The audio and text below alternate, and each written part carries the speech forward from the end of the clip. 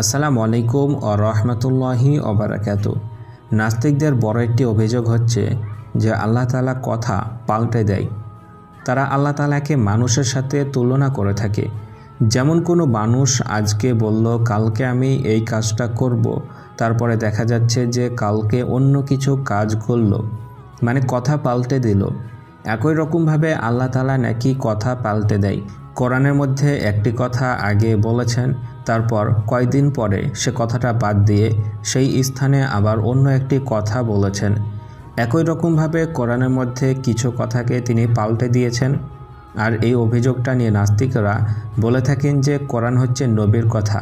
যখনই কোনো কথা বলে সেই কথাই কোনো রকম সমস্যা দেখা দেয় বা সেই কথাটা যদি তার কঠিন মনে হয় তখন সেটা পাল্টে দিয়ে আরেকটি নতুন কথা বলে থাকে।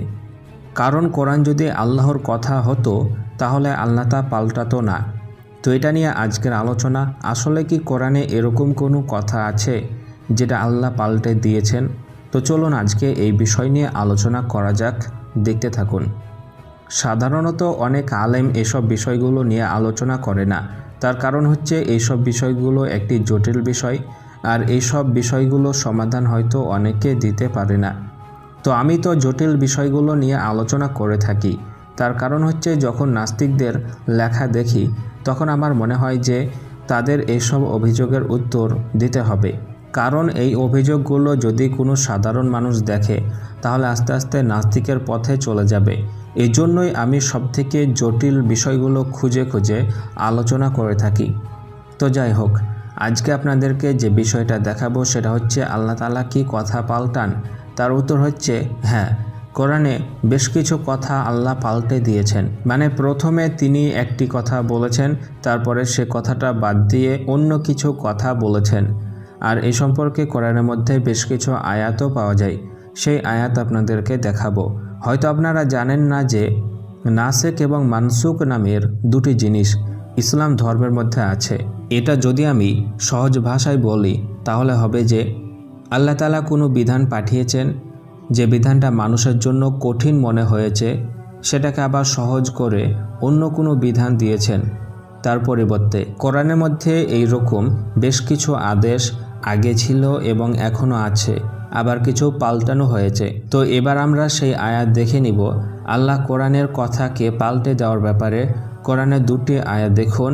আল্লাহ তাআলা জানিয়ে দিয়েছেন, আমি যে আয়াত রহিত করি কিংবা ভুলিয়ে দিই তার চেয়ে উত্তম কিংবা তার মতো আনয়ন করি। তুমি কি জানো না যে আল্লাহ সব কিছুর ওপর ক্ষমতাবান? সূরা আল বাকারার 106 নম্বর আয়াত। আরও একটি আয়াত দেখাবো। মহান আল্লাহ তাআলা জানিয়ে দিয়েছেন, আর যখন আমি একটি আয়াতের স্থানে পরিবর্তন করে আরেকটি আয়াত দিই, আল্লাহ ভালো জানেন সে সম্পর্কে যা তিনি নাজিল করেছেন। যখন তারা বলে তুমি তো কেবল মিথ্যা রটনাকারী, বরং তাদের অধিকাংশই জানে না। এই দুটো আয়াতে আপনারা দেখতে পাচ্ছেন যে এই আয়াতে রহিত করার কথা বলা হয়েছে। মানে একটি বিধান আল্লাহ তাআলা দিয়েছিলেন, কিছুদিন পরে সেই বিধানকে বাতিল করে অন্য কিছু বিধান দিয়েছেন। তো সেই সব বিধানগুলো কি? যেমন কয়েকটি বিধান আপনাদেরকে আমি বলতে পারি। এই আয়াতকে রহিত করাকে 3 ভাগে ভাগ করা হয়। যেমন একটি হচ্ছে কোরআনের মধ্যে সেই আয়াত আছে কিন্তু অন্য একটি আয়াত দিয়ে আগের আয়াতের হুকুমকে বাদ দেওয়া হয়েছে। যেমন এই সম্পর্কে কোরআনের মধ্যে দেখতে পাওয়া যায়, ধৈর্যের সাথে মোকাবিলা করো। এই সম্পর্কে প্রথমে হুকুম ছিল ইয়াকুম মিনকুম ইশরুনা সাবিরুনা ইয়াগলিবু মিয়াতাইন। যদি তোমাদের মাঝে 20 জন ধৈর্যশীল মুজাহিদ থাকে তবে তারা 200 জনের মোকাবিলায় জয়ী হবে। এই আয়াতের হুকুম আর একটা আয়াত নাজিল করে রহিত করা হয়। সেটা হচ্ছে, এখন আল্লাহ তোমাদের ওপর বোঝা হালকা করে দিয়েছেন আর তিনি জানেন যে নিশ্চয় তোমাদের মাঝে দুর্বলতা রয়েছে। অতএব তোমাদের মাঝে 100 জন মুজাহিদ থাকলে তারা 200 জনের মোকাবেলায় জয়ী হবে। এখানে প্রথম আয়াতটি এবং দ্বিতীয়টি দুটোই কোরআনের মধ্যে আছে, কিন্তু প্রথম আয়াতের হুকুম রহিত করে দিয়ে দ্বিতীয় আয়াতকে নাজিল করেছেন। দ্বিতীয় প্রকার হচ্ছে কোরআনের আয়াত নেই, শব্দগুলো বাতিল হয়ে গেছে, কিন্তু তার হুকুম এখনও বাকি আছে, মানে তার আইন এখনও বাকি আছে, কিন্তু সে আইনটি কোরআনে লেখা নেই। যেমন রজম, বা বিবাহিত ব্যভিচারী নারী পুরুষকে পাথর মেরে হত্যা করা এই বিষয়ের আয়াত। সহিহ বুখারীতে আব্দুল্লাহ ইবনে আব্বাস রাদিয়াল্লাহু তাআলা আনহু সূত্রে প্রমাণিত যে উমর রাদিয়াল্লাহু তাআলা আনহু বলেন, আল্লাহ যা অবতীর্ণ করেছিলেন তার মধ্যে রজমের আয়াত ছিল। আমরা সেই আয়াত পড়েছি, মুখস্থ করেছি, বুঝেছি। রাসূল সাল্লাল্লাহু আলাইহি সাল্লাম সে অনুযায়ী রজম করেছেন। পরবর্তীতে আমরাও রজম করেছি, কিন্তু বর্তমানে কোরআনে রজমের আয়াত নেই, কিন্তু তার হুকুম এখনও বাকি আছে। এই পরিস্থিতিতে আপনি রজম করতে পারেন। তৃতীয় প্রকার হচ্ছে শব্দ ও হুকুম দুটোই বাতিল। যেমন দুধ চোষণ সম্পর্কিত আয়েশা রাদিয়াল্লাহু তাআলা আনহা বর্ণিত হাদিসটি রহিত।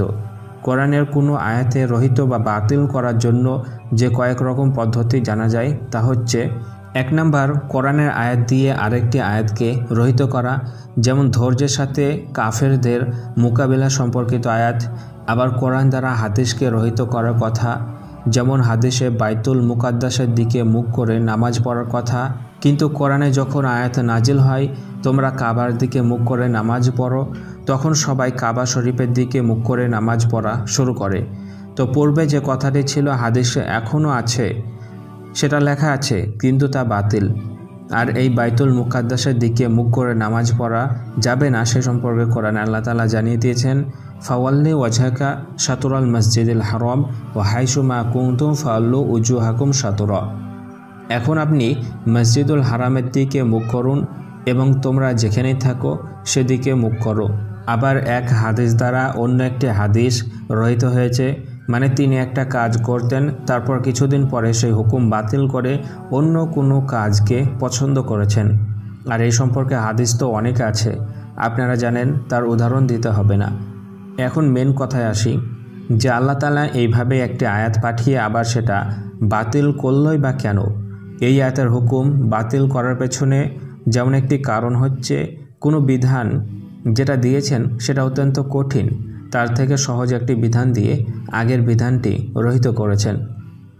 তো এখন কথা হচ্ছে আল্লাহ তাআলা তো জানতেন এই বিষয়টা খুবই কঠিন, মানুষ পারবে না, তাহলে তিনি প্রথমেই সেটা না দিলেই তো পারতেন। তিনি কেন সেটা দিয়ে আবার পাল্টে দিলেন? তো দেখুন, মহান আল্লাহ তাআলা মানুষকে অনেক কমজোর করে তৈরি করেছেন। এটা একটা কারণ যে মানুষকে যদি প্রথমেই কঠিন কোনো কাজ দেওয়া হয় তাহলে মানুষ সেটা পারবে না, তার জন্য ধাপে ধাপে তাকে সেই কাজ দিতে হবে। এই যেমন মদ প্রথমে হারাম করা হয়নি, তারপরে আস্তে আস্তে সেটা কয়েকটি আয়াত দিয়ে হারাম করা হয়। প্রথমে বলা হয় মদের মধ্যে কিছু উপকার আছে, কিন্তু পরবর্তীতে সেটাকে হারাম করে দেওয়া হয়। প্রথমে যদি এটা হারাম করে দেওয়া হতো তাহলে মানুষ এটা ছাড়তে পারতো না। মানুষকে কোনো কিছু ছাড়াতে গেলে আস্তে আস্তে ছাড়াতে হবে। একই রকমভাবে যদি কোনো কঠিন কাজ মানুষকে দেওয়া হয় তাহলে সেটা মানুষ পারবে না, তার জন্য সেই কাজকে হালকা করে দিয়ে সেটাকে সহজ করে দেওয়া হয়। আর এভাবেই পূর্বের আয়াত এবং পরের আয়াত থেকে গেছে। এখন কথা হচ্ছে প্রথম আয়াতটি যেহেতু বাতিল, তাহলে সেগুলোকে পরিপূর্ণভাবে বাদ দেওয়া হয়নি কেন? তার কারণ হচ্ছে কিছু কিছু আলেমের মতে নাসেখ এবং মানসুখ এই কথা সঠিক নয়। আল্লাহ তাআলা যা নাজিল করেছে সবই আমাদের জন্য বৈধ। এখন যদি দুই রকম কথা দেখা যায় তাহলে একটা কথাকে মেনে আরেকটি কথাকে রহিত করে দেওয়া কোনো মানেই হয় না। দুটি কথাকে দুই অ্যাঙ্গেল থেকে যদি দেখা যায় তাহলে দুটি পরিস্থিতিতে হয়তো সেই কথাগুলো খাপ খেতে পারে। আর এই জন্যই নাসেখ এবং মানসুখকে অনেক আলেম বিশ্বাস করে না।